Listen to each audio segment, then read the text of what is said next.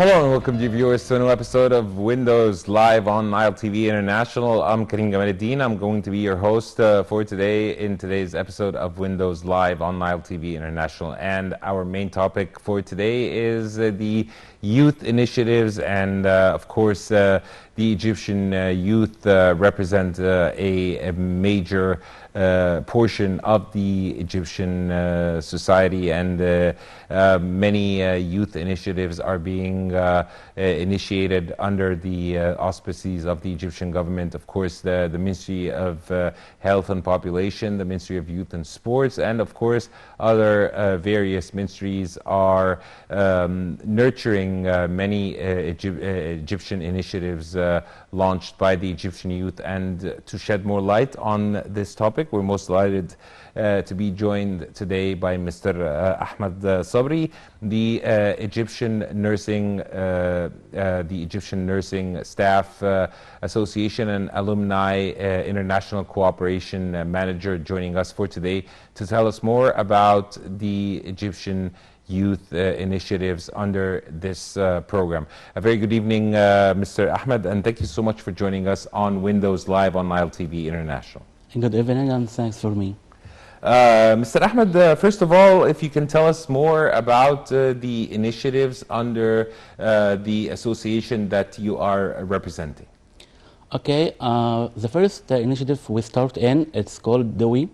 DOI in Arabic, it means the echo.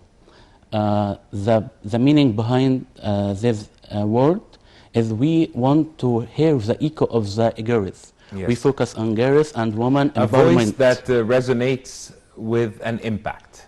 Exactly what's the meaning of DOI in Arabic. Mm-hmm. So in this initiative, we are training our member to support how to support girls. If you have to empowerment girls, you have to do two things. Firstly, the girl herself empower herself. If the girls want to empower herself, he want to learn more. He want to have resources that can learn from it. When the girl empower herself, then her family will empower her. Many families, this consists of communities, and the community will empower the girl. So the first degree in this initiative is to empower the girl by provide her many resources that can develop and increase her knowledge about many fields, so this girl can't be abused because he has the knowledge. So if you have knowledge, if you have science, if you have how the way it's are, you can't be abused. Many girls and women are abused today due to miscommunication and degrees in knowledge she have. So we have to provide her with resources. These resources can help him to provide himself, to empower himself, then the community can empower her. Yes. DOI is an national initiative of course, implemented under the leadership of the National Council for Childhood and Motherhood, and of course in collaboration with the National Council for Women, and in support with the UNICEF, or the United Nations Children's Fund. An important part of DOI is DOI circles. Can you tell us more about DOI circles, and what exactly do the girls do inside these circles or DOI circles? Okay, first we have to spare the idea of DOI. So we train our membership about how to support girls and women.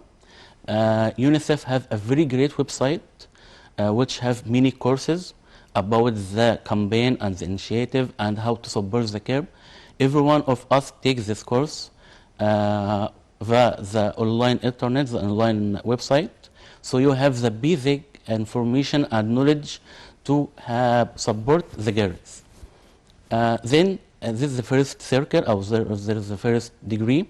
Then we can go to community and field the campaign to have speak with stakeholder, speak with community member to know how to support the girls, how we can support the girls. If I down to street in field campaign, in seminars, even go to mosquitoes, says about the girls' right, how to empower the girls, focus on girls' education. So by these degrees and these circles, you can empower the girl. Yes. There is around 20 million Egyptian girls that are living in Egypt, 20 million Egyptian girls. So this, of course, is a huge number.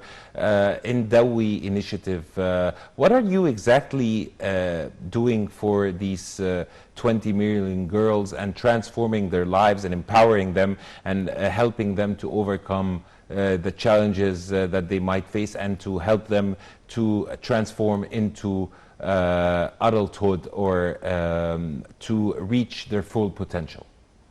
Okay, first we learn the girls the rights, what the girl's right Yes, have. what exactly are you doing in order to help them to realize their full rights and to reach their full potential? Exactly now in this circle, in this stage, we train our member how to deal with girls and how to deal with the girls' right issue, because the idea of girls' support is not common.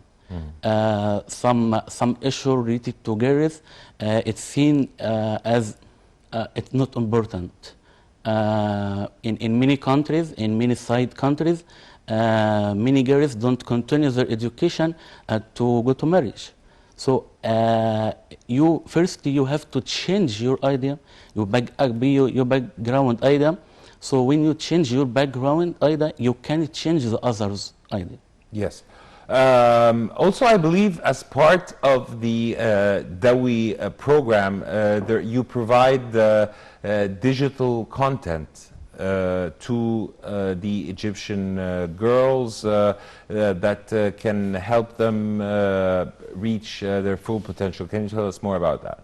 Yeah. We focus on the first and important thing that it's not common, the hotline for childhood.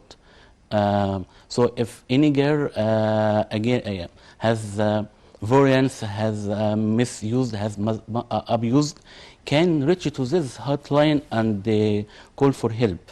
That's firstly. Secondly, we provide sources to make the girl have more knowledge and more information about its right and about to have the authority for herself and her community.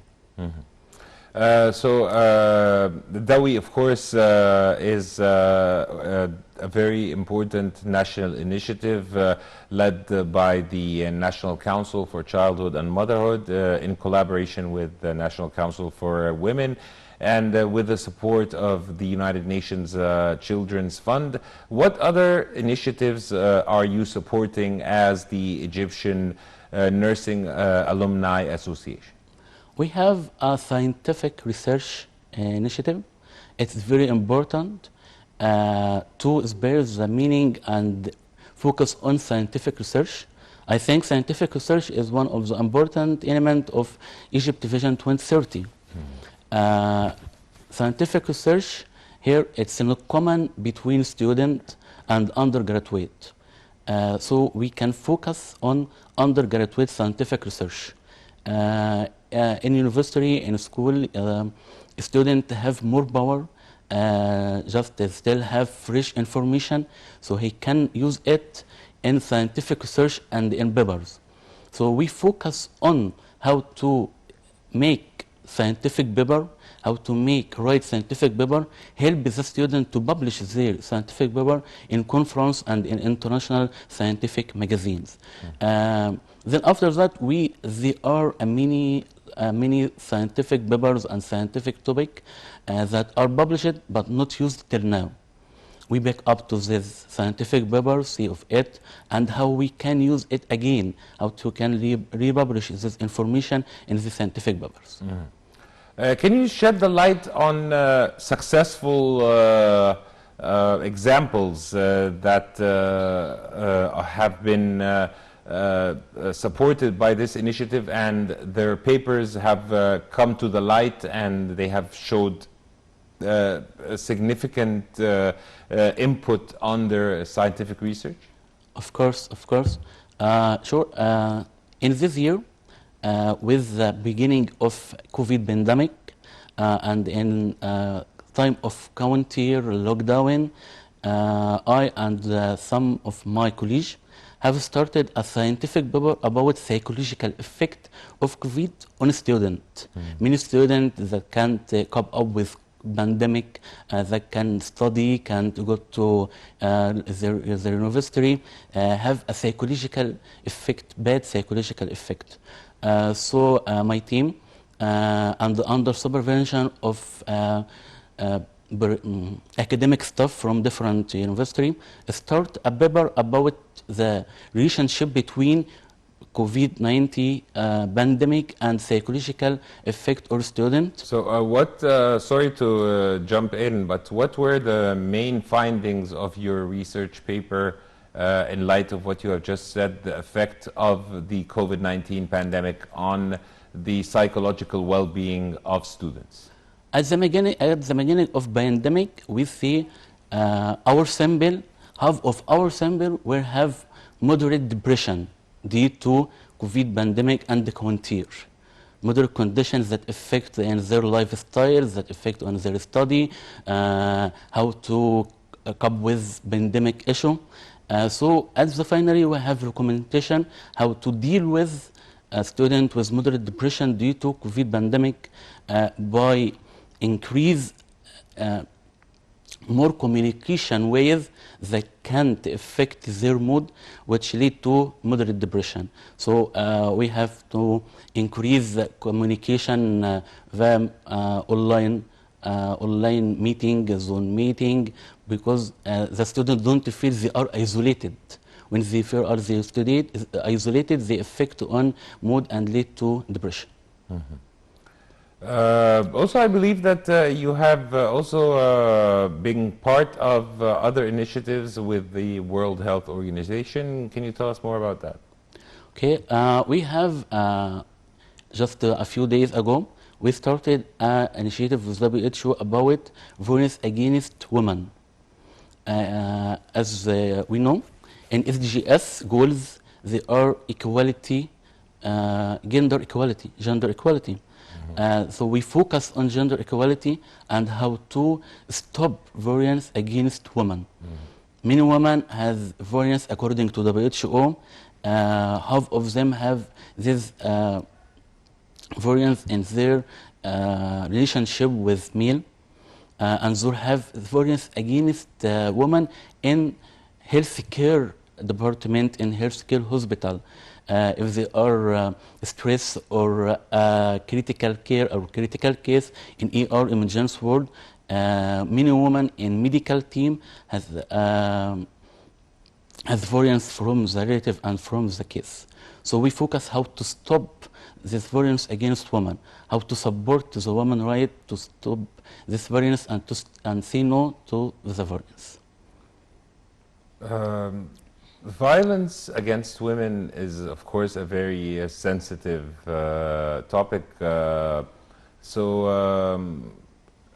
you have facts and findings about how many women in Egypt are subjected to violence, and what are the ways or means of ending this violence against women that you have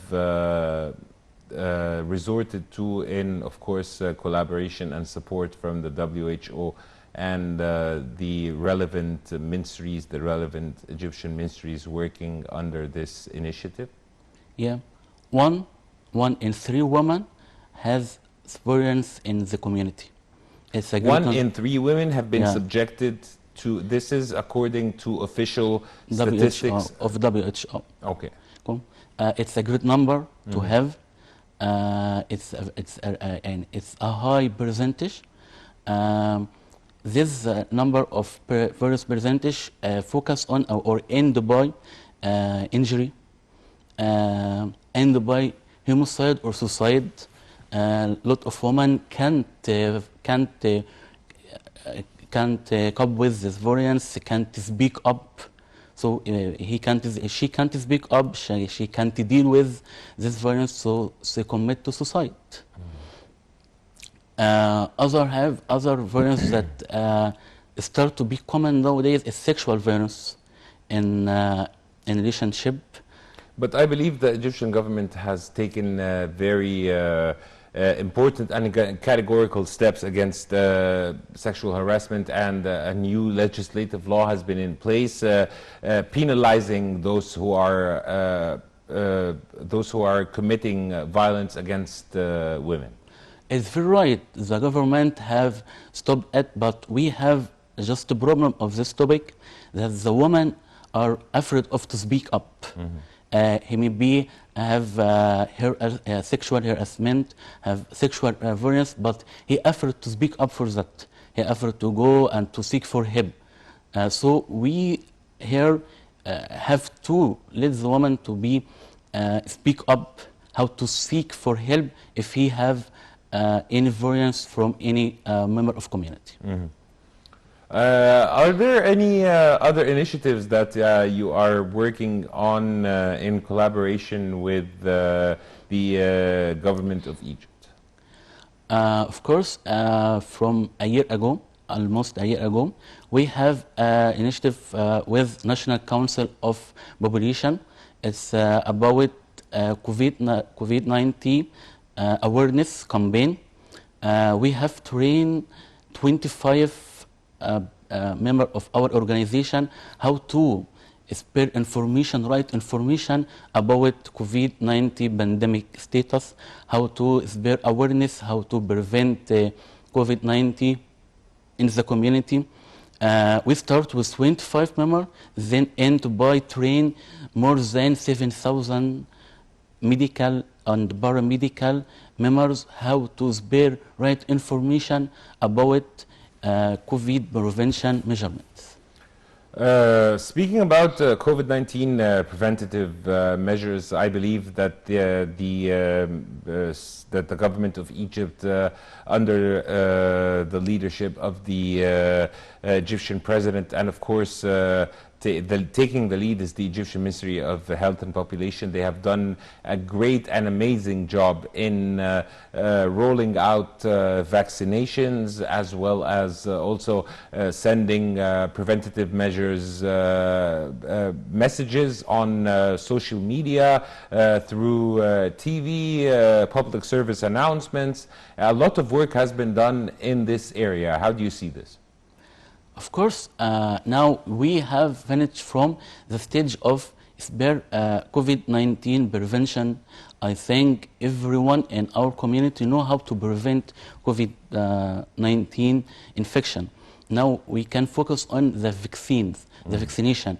We have the concept of you have to go to take the vaccine, and our government work on this very, very good, and the number of people who had a vaccine has increased. Yes. Dear viewers, now we're going to go for a quick break, and then we'll be back to resume Windows Live only on Nile TV International.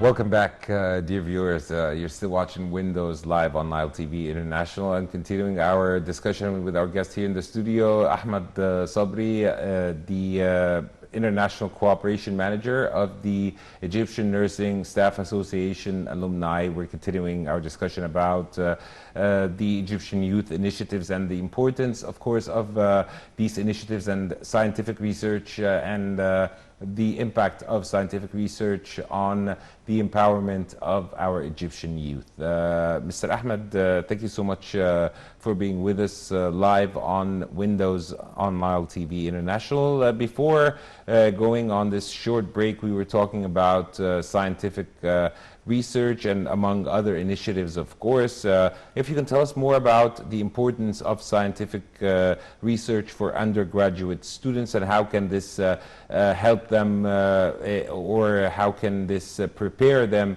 for practical life and for joining the job market and so on and so forth? Okay.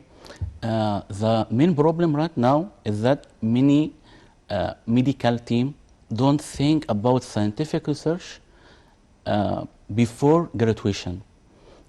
They have their study and focus on working. Then later on, when he think, I want to take master degree or doctoral degree, he start to think about scientific research without having any basic about scientific research. Don't know what is scientific research, how it's the scientific paper look like, how I can write scientific paper, how I can publish my scientific paper. So we start with a student, undergraduate, to improve and increase her knowledge and skills about scientific research. We start with first degree, second degree about how to write the scientific paper. First, we start what is meaning of scientific research. Many students don't know what is the exactly meaning scientific research is. So we start with what's the meaning of scientific research, how you can read a scientific paper, what are the international scientific magazines, how I can reach to them, how I can read scientific paper, how I can exact the information in these papers to use it.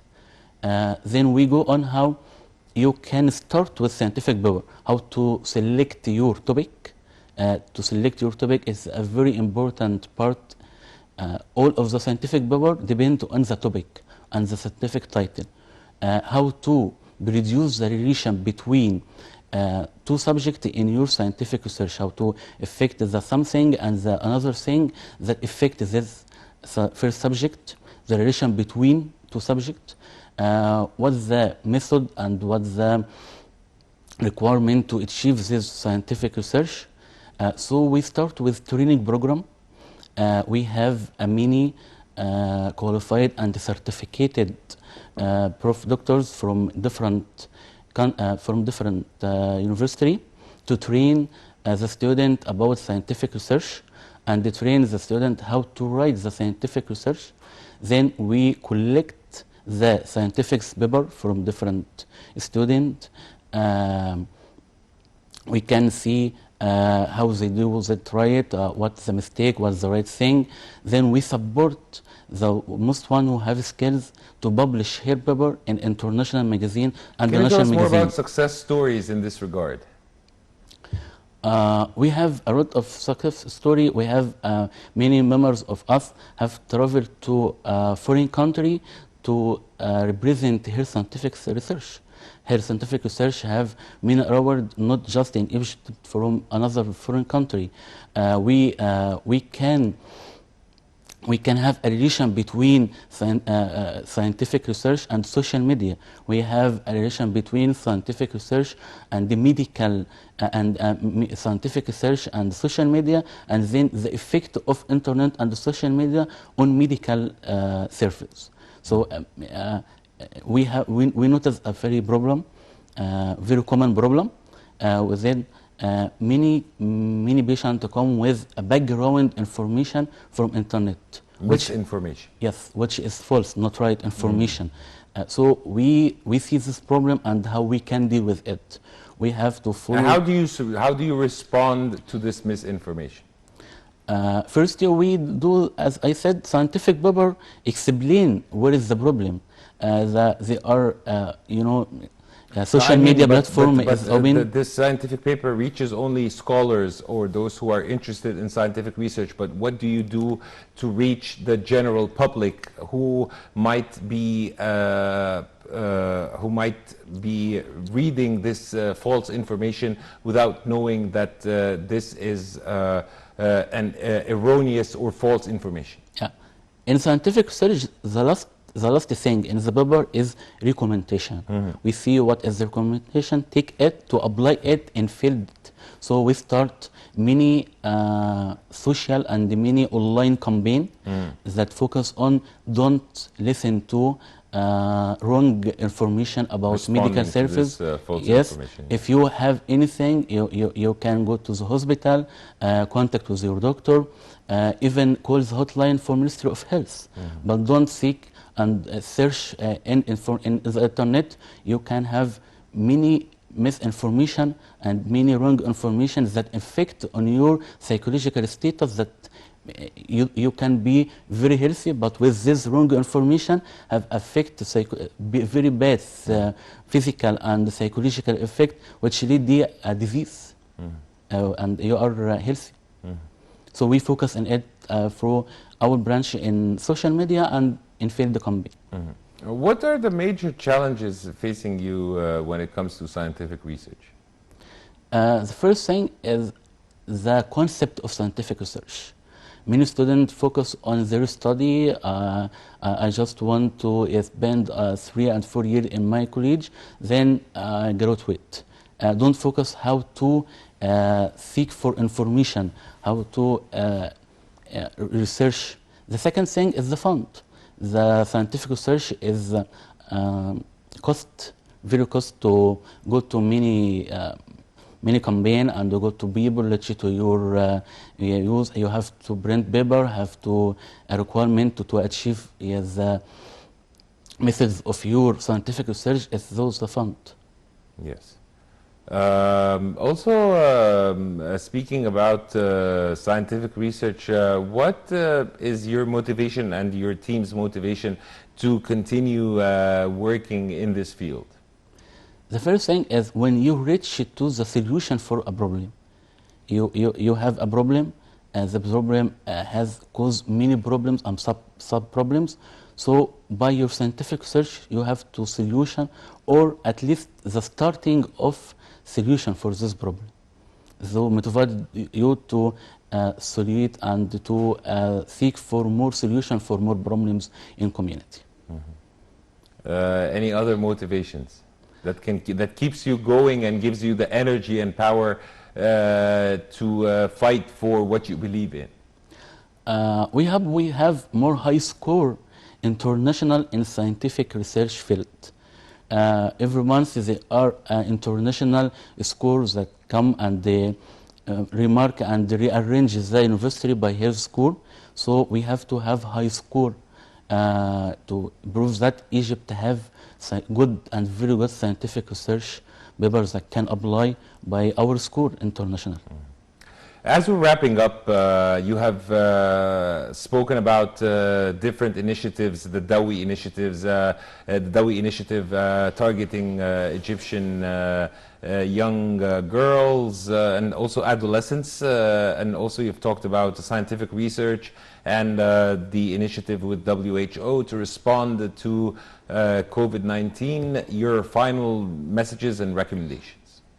Final message and the recommendation is about to knowledge and skill. I call for every youth and every student to increase and develop your skills and knowledge in your field.